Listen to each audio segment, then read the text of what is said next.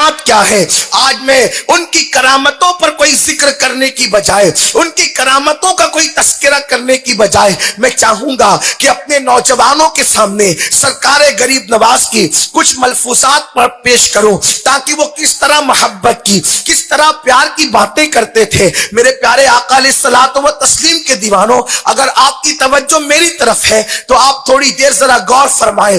دیکھو, ہندوستان کی سرزمین پر تین چیزوں پہ بہت زور دیا جاتا تھا, تین چیزوں پہ بہت توجہ دی جاتی تھی. ایک تو سوریہ پر یعنی کہ سورج پر, دوسرا جو ہے وہ دریاؤں کے حوالے سے یہاں کے لوگ جو ہے بہت زیادہ اعتقاد رکھتے تھے, اور نمبر تین زمین کی بڑی اہمیت تھی. زمین کو ماں کہا جاتا تھا اور دریاؤں کی عبادت کی جاتی تھی, سورج کی عبادت کی جاتی تھی. یعنی کہ یہاں کے لوگوں کا گویا کہ عقیدتوں کا محور, عقیدتوں کا مرکز سورج تھا, دریا تھا اور زمین تھی. اب یہ تین چیزیں ہیں, اللہ اکبر. لیکن خواجہ بزرگ نے انہی تین چیزوں کو سامنے رکھ کر ہندوستان والوں کو کیسا پیغام محبت عطا فرمایا. سرکار غریب نواز فرماتے ہیں, کوئی اللہ کا دوست اس وقت تک نہیں ہو سکتا, کوئی اللہ کا دوست اس وقت تک نہیں ہو سکتا جب تک اس کے اندر دریا جیسی سخاوت نہ پیدا ہو جائے. آپ غور فرمائیں, یہاں کے لوگ دریاؤں کی محبت میں ڈوبے ہوئے تھے, تو آپ نے لوگوں کو, کیونکہ لوگ دریاؤں کو جانتے تھے, دریاؤں کے اباب سے واقف تھے, دریاؤں کی اہمیت سے واقف تھے, لیکن اس کی محبت میں گمراہ ہو چکے تھے. تو آپ نے فرمایا اللہ کی دوستی اس وقت تک نصیب نہیں ہو سکتی جب تک کہ جب وہ سخاوت دریا جیسی نہ ہو جائے. دریا کی سخاوت کیا ہوتی ہے؟ اللہ اکبر.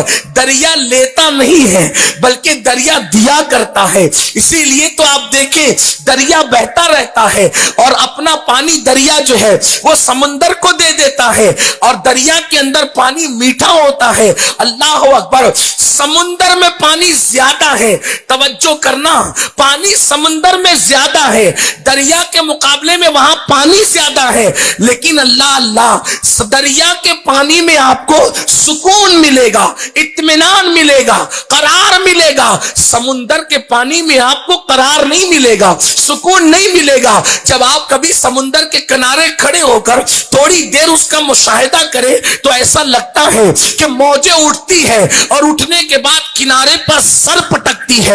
یوں لگتا ہے جیسے کوئی بے چین, جیسے کوئی بے قرار, جیسے کوئی مضطرب بے قراری کے عالم میں اپنا سر پٹک رہا ہو. اللہ اکبر. یہ پانی ہے, وہ بھی پانی ہے, لیکن یہ سر کیوں پٹک رہا ہے؟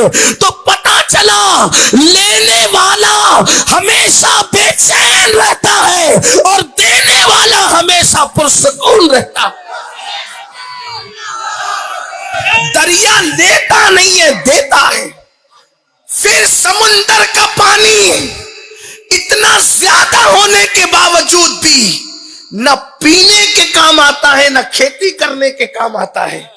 دریا کا پانی پینے کے بھی کام آتا ہے اور کھیتی کرنے کے بھی کام آتا ہے. اللہ اکبر. پتا چلا کہ سخاوت میں اللہ نے میٹھاس بھی رکھی ہے, سخاوت میں اللہ نے مقبولیت بھی رکھی ہے. اسی لیے غریب نواز فرماتے ہیں دریا کی طرح سخاوت نہ ہو اس وقت تک کوئی اللہ کا دوست نہیں ہو سکتا. اسی لیے آپ دیکھیں اللہ کا کوئی بھی ولی آپ کو ایسا نہیں ملے گا جو آپ کو مانگتا نظر آئے. ہر ولی آپ کو دینے والا نظر آئے گا. اسی لیے تو ہم کہتے ہیں کہ ولیوں کی نظر ماننے والوں کے مال پر نہیں ہوتی بلکہ ان کے حال پہ ہوا کرتی ہے. وہ لوٹنے والے نہیں بلکہ لٹانے والے ہوا کرتے ہیں. اسی لیے تو آپ دیکھیں ولیوں کی چوکھٹ پر آپ کو بادشاہ نظر آئے گا, بادشاہ کی چوکھٹ پر آپ کو ولی مانگتا ہوا نظر نہیں آئے گا. سبحان اللہ. محبوب الہی کی چوکھٹ پر آپ کو بادشاہ تو ملیں گے لیکن محبوب الہی کسی کی چوکھٹ پہ نہیں ملیں گے. بابا فرید کی چوکھٹ پر آپ کو بادشاہ تو ملیں گے, بابا فرید کسی بادشاہ کی چوکھٹ پہ نہیں ملیں گے. خود خواجہ بزرگ کو دیکھ لیں, بڑے بڑے بادشاہ غریب نواز کے قدموں میں نظر جائیں گے لیکن غریب نواز کبھی آپ کو کسی کے قدموں میں نظر نہیں آئیں گے، اس لیے کہ جو اللہ کا دوست ہو جاتا ہے، من کان للہ کان اللہ لہو، جو اللہ کا ہو جاتا ہے اللہ اس کا ہو جاتا ہے، اور خدا جس کا ہو جائے پھر اسے کمی کس بات کی ہوا کرتی ہے۔ اس لیے اللہ کے ولی دینے والے ہوتے ہیں، اور یاد رکھنا لوگوں کی بھیڑ وہی ہوتی ہے جہاں لینے والے نہ ہو، جہاں دینے والے۔ یہ ولیوں کے آستانے پر کیوں بھیڑ ہے؟ میرا عنوان حالانکہ یہ نہیں، لیکن بات نکل آئی ہے تو عرض کروں۔ بھیڑ یہ دیتے ہیں، لوگ کہتے ہیں آج کہ یہ لوگ تو مٹی کا ڈھیر ہے۔ ہندوستان میں مشکل ہمارے لیے یہ ہے کہ 1857 کے بعد سے انگریزوں کے اس مشن نے ہمیں اتنا نقصان پہنچایا، لڑاؤ اور حکومت کرو۔ تو جب انگریز ہندوستان آیا تو انگریز کے آنے تک ہندوستان کا بادشاہ ہو یا ہندوستان کی عوام ہو، یہ سب کے سب اس عقیدے پر تھے، اکثریت میں، جو صحابہ اور اہل بیت کا عقیدہ تھا۔ کوئی یہاں جھگڑا نہیں تھا، فرقہ واریت نہیں تھی، فساد نہیں تھا۔ چند 2.5% لوگ تھے جن کو ایک بادشاہ کی ضرورت ایران سے یہاں تک لائی تھی، ان کا کوئی شمار بھی نہیں تھا، ان کی کوئی گنتی بھی نہیں تھی، وہ اپنی اپنی دنیا میں مست تھے، ان کی کوئی اہمیت نہیں تھی، نہ لوگ ان کے ساتھ اٹھتے تھے، نہ بیٹھتے تھے، نہ شادی بیاہ کرتے تھے، ان کے اپنے معاملات علیحدہ تھے۔ جس طریقے سے مسلمان 100% میں 2.5% زکوٰۃ کو الگ کرتا ہے، پھر کبھی استعمال نہیں کرتا، بلکہ وہ فقیروں کی جھولیوں میں ڈال دینے میں ہی اپنی ذمہ داری سمجھتا ہے، ایسے ایک بادشاہ نے اپنی ضرورت کے تحت ایران سے کچھ لوگوں کو لایا تھا، اور وہ چند لوگ تھے مال کے میل کی طرح، باقی ان کی کوئی اہمیت نہیں تھی، اس لیے ان کا کوئی شمار بھی نہیں۔ حضرت امیر خسرو رحمت اللہ علیہ اپنے زمانے میں ایک خط لکھتے ہوئے فرماتے ہیں کہ میرا ہندوستان ایسا ملک ہے جہاں کی مرغی اور جہاں کی مچھلی بھی سنی ہے۔ آپ نے اپنے ذوق کے مطابق لکھا کہ یہاں کی دریا میں جو مچھلی ہے، ہندوستان کے دریا میں جو مچھلی ہے وہ بھی سنی ہے۔ یہ حضرت امیر خسرو کا خط ہے۔ اس سے پتا چلا کہ یہاں کا بچہ سنیت کے رنگ میں رنگا ہوا تھا، محبت کے رنگ میں رنگا ہوا تھا، عشق کے رنگ میں رنگا ہوا تھا۔ جو کلمہ پڑھنے والا تھا وہ یا رسول اللہ کہنے والا تھا، جو کلمہ پڑھنے والا تھا وہ یا غوث کہنے والا تھا، اللہ اکبر، جو کلمہ پڑھنے والا تھا وہ ولیوں کے آستانے پر جانے والا تھا۔ لیکن 1857 میں اللہ اکبر جس وقت انقلاب کی صدا گونجی اور علماء نے انگریزوں کو دھول چٹانے کی کوشش کی، تو اس کے نتیجے میں انگریزوں نے ہندوستان کے مسلمانوں کو ڈیوائیڈ کرنا اور تقسیم کر کے حکومت کرنے کی پالیسی پر عمل کیا۔ تو نتیجہ کیا ہوا؟ ایسے لوگوں کو پیدا کیا گیا جو نبیوں پر اعتراض کرے، جو ولیوں پر اعتراض کرے، جو خدا پر اعتراض کرے۔ لیکن میں بات صرف آپ کو اتنا کہنا چاہتا ہوں، لوگ کہتے ہیں کہ ولی کچھ دے نہیں سکتا اور ولی کو کچھ دینے کی حیثیت نہیں، اس لیے کہ ان کے ناک پر اگر مکھی بیٹھ جائے تو یہ مکھی نہیں ہٹا سکتے۔ آپ سے میں کہنا چاہتا ہوں، اور حیرت بھی مجھے اس پر ہے، مسلمان جوانوں کو تھوڑا عقل سے کام لینا چاہیے۔ میرے عزیز، کمپیوٹر کے معاملے میں آپ عقل سے کام لیتے ہو، دنیاوی کاروبار کے معاملے میں آپ اتنے ذہین ہو، لیکن آپ قرآن و سنت کا معاملہ آتا ہے تو آخر کیوں بدھو بن جاتے ہو؟ لوگ کیا کہتے ہیں کہ دیکھو قرآن کہہ رہا ہے کہ کوئی ولی اپنی ناک پر بیٹھی بھی مکھی نہیں ہٹا سکتا، تو ان خبروں پر کیوں جاتے ہو؟ میں پوچھتا ہوں میرے عزیز، جب قرآن نازل ہو رہا تھا مکہ المکرمہ میں، تو کون سا ولی تھا جس کے مزار پر لوگ بھیڑ لگاتے تھے؟ تو اس کی مخالفت میں قرآن کی یہ آیت نازل ہوئی کہ یہ اپنی ناک پر بیٹھی بھی مکھی نہیں ہٹا سکتے، یہ اپنے نفع و نقصان کے مالک نہیں۔ میرے عزیز، وہاں تو کسی ولی کا مزار بھی نہیں تھا، پھر آخر کس ولی کے؟ ظاہر سی بات ہے کوئی تو ایسی نہ ایسی گندگی ہوگی جس کے خلاف یہ آیت نازل ہوئی۔ قرآن کی آیتیں یوں ہی تھوڑی اتر گئی، ایسا بیک گراؤنڈ بنا, ایسا پس منظر بنا, اس پس منظر میں یہ آیتوں کا نزول ہوا.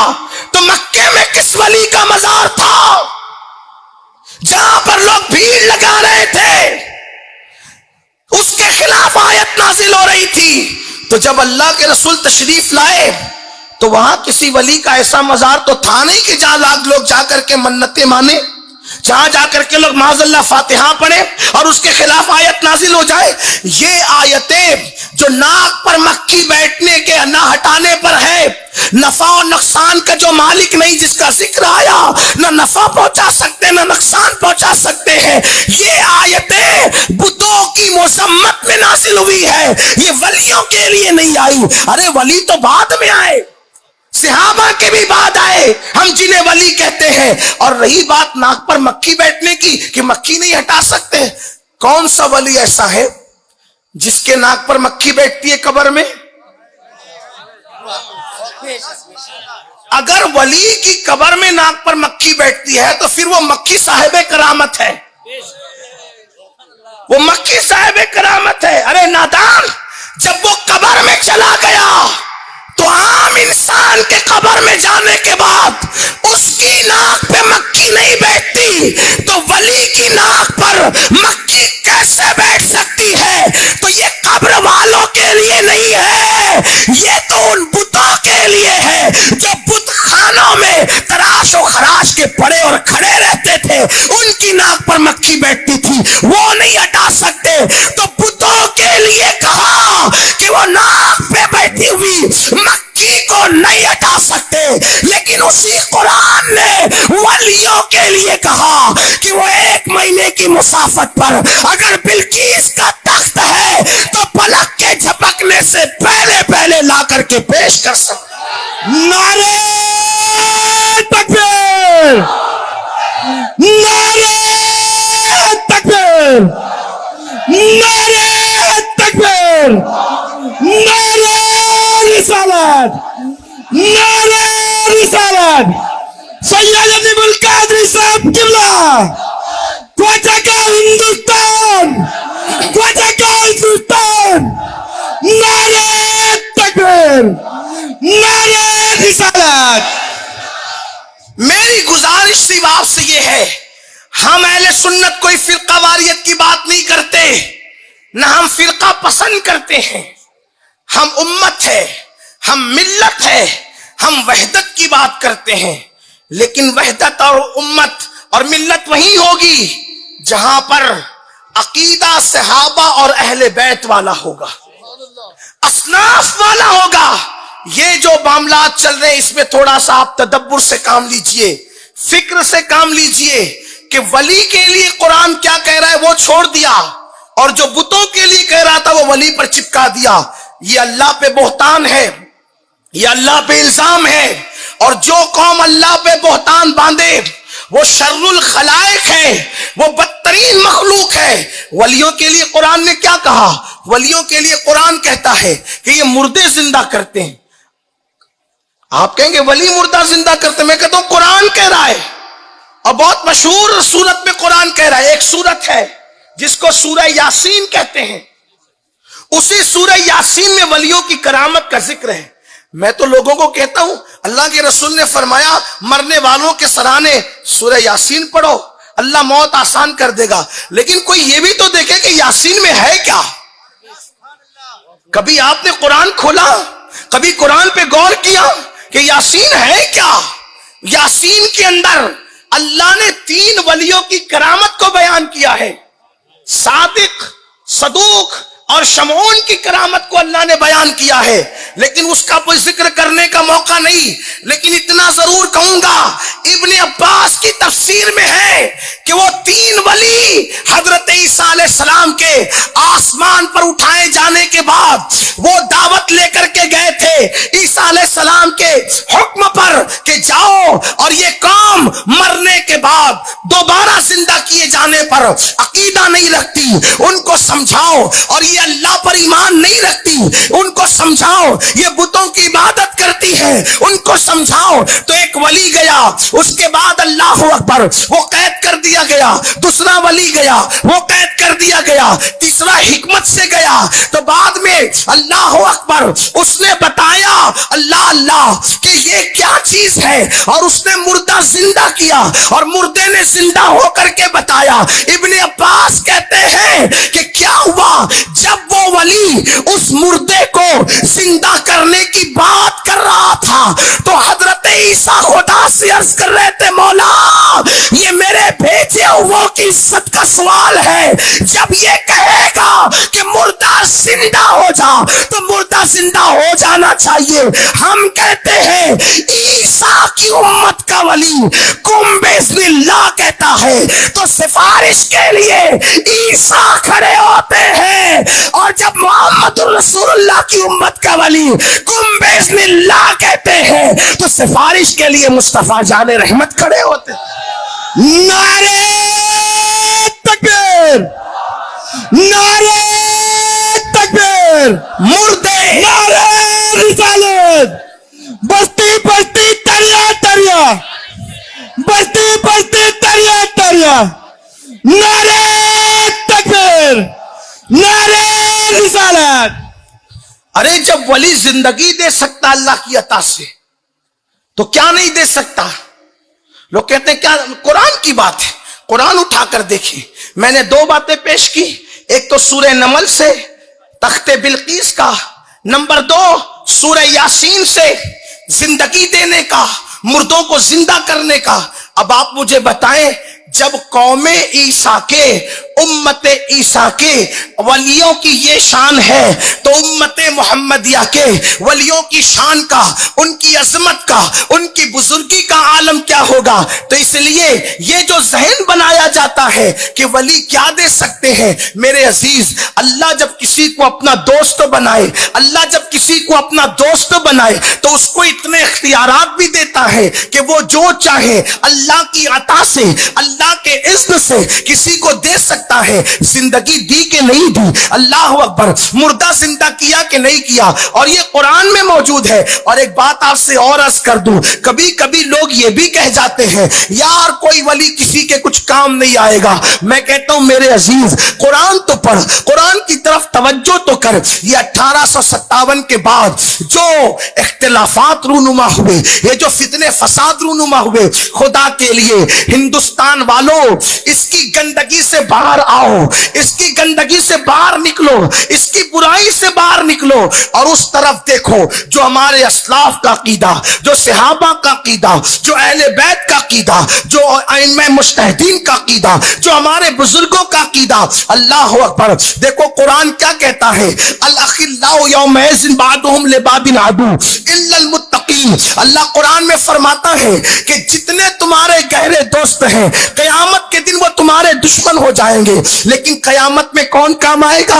الا المتقین، اللہ کے متقی بندے تمہارے کام آئیں گے۔ اور یہ متقی لوگ کون ہے؟ تو قرآن کہتا ہے ان اولیاءہ الا المتقون، کہ اللہ کے ولی ہی تو متقی لوگ ہوا کرتے ہیں۔ تو پتا چلا قیامت میں ولی کام آئے، دنیا میں ولی زندہ کر دے مردے کو، دنیا میں ولی جو ہے تخت بلقیس کو پلک کے جھپکتے لا کر کے رکھ دے۔ اللہ اللہ، جب وہ مردہ زندہ کر دے، جب وہ تخت بلقیس پلک کے جھپکتے لا کر رکھ دے تو اللہ اکبر، یہ اولیاء کیا نہیں کر سکتے؟ خدا نے ان کو بڑی قوت دی، بڑی طاقت دی، تو اولیاء اللہ کی شان بڑی عظیم ہے۔ تو میں عرض یہ کر رہا تھا مسلمانوں، سرکار غریب نواز ہندوستان کی سرزمین پر تشریف لائے، اور آنے کے بعد آپ نے یہاں مردے بھی زندہ کیے، آپ نے یہاں لوگوں کے ساتھ سخاوت بھی فرمائی، آپ نے لوگوں کے ساتھ یہاں احسانات بھی فرمائے، پیغام انسانیت عطا